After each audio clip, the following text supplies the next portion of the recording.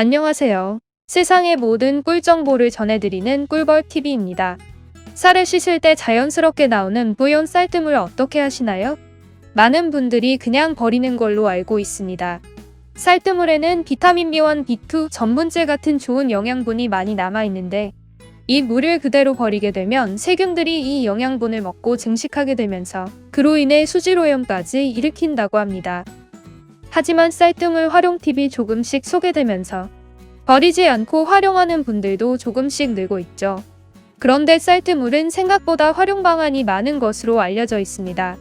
평소 쌀뜨물을 이용해왔거나 몰랐던 분들도 오늘 소개해드리는 쌀뜨물 활용 팁들을 참고해서 폭넓게 활용해 보시기 바랍니다. 쌀뜨물 활용 팁 첫 번째, 기름진 그릇 설거지. 기름진 고기나 생선 음식을 먹고 난 뒤 설거지가 두려워지지 않나요? 걱정 말고 쌀뜨물을 활용해 보면 됩니다. 그릇을 쌀뜨물에 잠시 담가뒀다가 설거지를 하면 기름기가 훨씬 더 잘 빠집니다. 물도 적게 들고 세제도 절약하고 환경까지 보호할 수 있으니 일석삼조라고 할 수 있겠습니다. 두 번째, 빨래. 쌀뜨물은 표백제 역할을 하기도 하는데요. 누렇게 변색된 흰옷이나 걸레를 빨 때 쌀뜨물에 잠깐 담가뒀다가 빨래를 해보세요. 다시 하얘진 빨래를 보실 수 있습니다. 세 번째, 곡물 재료. 집밥 백선생의 백주부도 말한 쌀뜨물의 효과죠.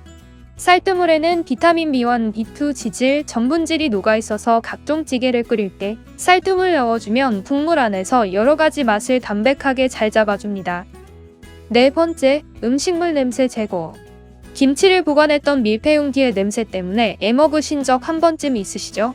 이때 역시 쌀뜨물이 특효약입니다. 불쾌한 냄새가 배인 용기나 도마를 쌀뜨물에 하루에서 이틀 정도 담가 두면 냄새가 빠지는 걸 느끼실 수 있습니다. 다섯 번째, 화초 영양제.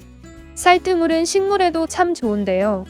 각종 영양소가 많이 들어간 쌀뜨물을 집에서 키우는 화분에 뿌려주세요. 물과 거름을 한 방에 해결할 수 있답니다. 여섯 번째, 생선고의 비린내, 채소 아린 맛 제거. 생선 비린내와 감자, 오엉, 토란 등에서 나는 특유의 아린 맛을 제거하고 싶다면 요리 전에 재료를 쌀뜨물에 잠시 담가 놓아 보세요.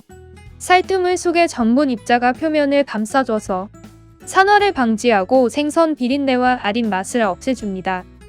일곱 번째, 피부 미용. 쌀 성분으로 만든 화장품들 많이 보셨죠?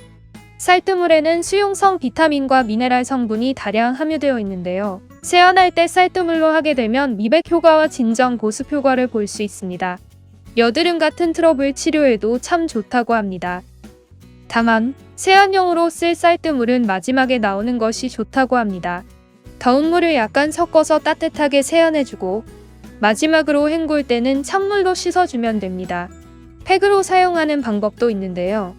쌀뜨물에 가라앉은 전분을 이용해 꿀, 레몬즙, 밀가루를 섞어 팩을 하시면 됩니다. 여덟 번째, 청소. 쌀뜨물에는 유분과 지방의 성분이 있어 유리창에 찌든 때를 제거할 때 탁월한 효과를 볼 수 있습니다. 유리뿐만 아니라 거울이나 창문의 먼지를 제거하는 데도 효과적인데요.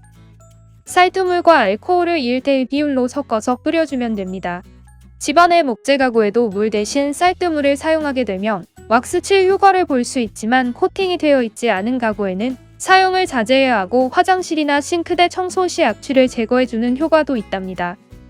쌀뜨물의 효능과 활용법 정말 많죠? 맨 처음 씻는 쌀에는 농약이나 먼지 등이 섞여 있을 수 있으니까 두 번째 물부터 보관을 하시면 안심할 수 있답니다. 쌀뜨물이 많은 용도로 사용되는 만큼 간편하게 페트병에 넣어서 냉장고나 시원한 곳에 보관해 쓰세요. 쌀뜨물도 상할 수 있기 때문에 냉장 보관 시에는 3일에서 4일 정도 보관할 수 있습니다. 오늘은 쌀뜨물 활용법에 대해 말씀드렸습니다. 영상이 도움되셨다면 구독과 좋아요 부탁드리겠습니다. 그럼 다음 영상에서 더 유익한 꿀 정보를 들고 오겠습니다. 이상, 세상의 모든 꿀 정보를 전해드리는 꿀벌TV였습니다.